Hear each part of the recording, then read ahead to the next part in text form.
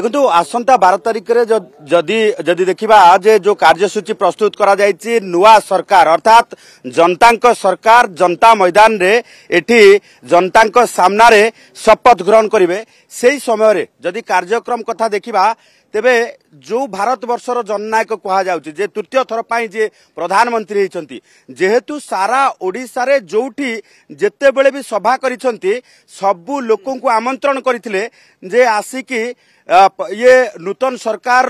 शपथ ग्रहण उत्सव रे सामिल होगा स्वतःपूत भाव तेणु लक्षाधिक लोकंर समागम होबार संभावना रही जो संभावना को लेकिन वर्तमान कार्यसूची रे परिवर्तन करा जाउछि कारण से भारत वर्षर जननायक को देखिबापाई एवं ये शपथ ग्रहण समारोह रे सामिल होगापाई जेहेतु लक्षाधिक लोक समागम हेबे तेणु जयदेव बिहार ये जनता मैदान एक रोड शो कार्यक्रम रखा जायछि कारण प्रधानमंत्री को प्रत्येक लोक पुणी थरे पाखरु देखा चाहते तांकर जो उक्ति जे ये हूँ जनता सरकार तेणु जनता आउ ये जनता प्रतिनिधि भितर कौन दूरता न रहा आवश्यकता रही एथिपाई प्रधानमंत्री को रोड शो आम प्रतिक्रिया नवा आम सहित दिलीप बाबू अच्छा दिलीप बाबू कौन कहे जे जनता भितर एवं जनता एवं प्रतिनिधि भितर ये दूरता कमेवाई ये रोड शो की देखो देशर प्रधानमंत्री सारा विश्वर जनप्रिय नेता सी कहीकि जाइए ओडिशा रे प्रत्येक निर्वाचन सभारे जे 10 तारिख दिन शपथ ग्रहण हम आउ शपथ ग्रहण को आपण मानक निमंत्रण करूँ सारा ओडिशार लोक अपेक्षा केबे ओडिशा रे सरकार शपथ नब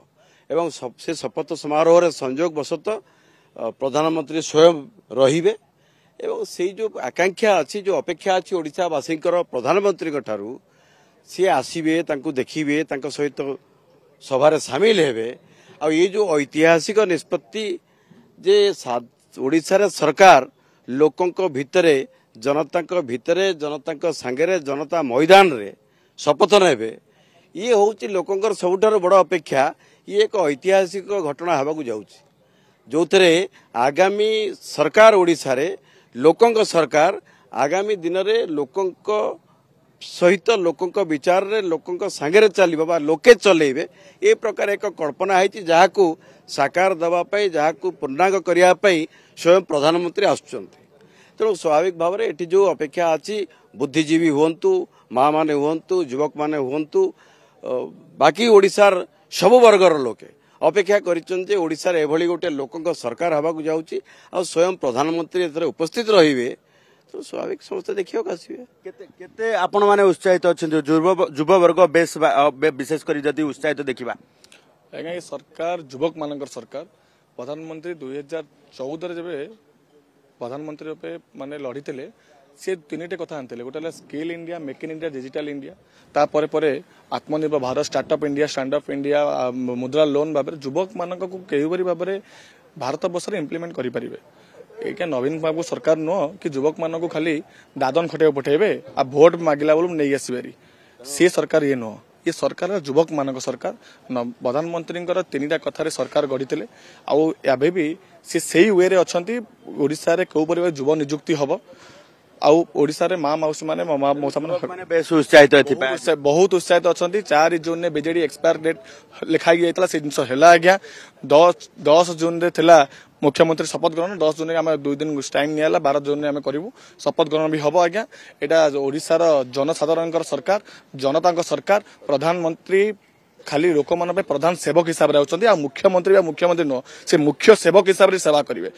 ये सरकार जदि देखिबा राज्य रे नुआ सरकार गठन होबाको जाउची नुआ सरकार ये प्रथम थर पाई इतिहास रचिबा पाई एठी जनता मैदान रे आमे प्रस्तुति मध्ये देखिबाको चाहबो जनता मैदान रे से प्रस्तुति शेष होईची कारण जनता सरकार साधारण जनता आगरे एठी